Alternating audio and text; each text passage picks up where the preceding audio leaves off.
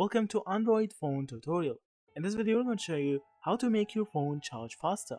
So if you found this video useful, please consider subscribing and hit the like button and leave a comment down below. So the first method is to turn on the airplane mode. You need to open the quick menu as you see here, then click on this plane icon so that you could open the airplane mode.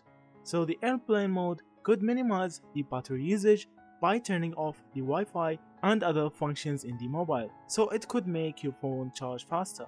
Also, avoid using your phone while charging to minimize power consumption.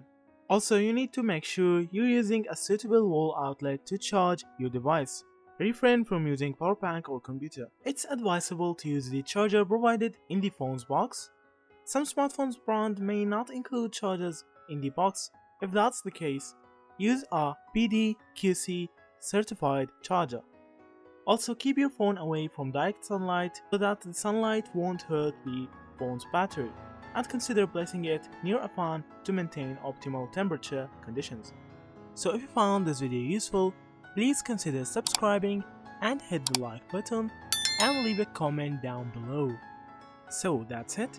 Thank you for watching and see you in the next videos.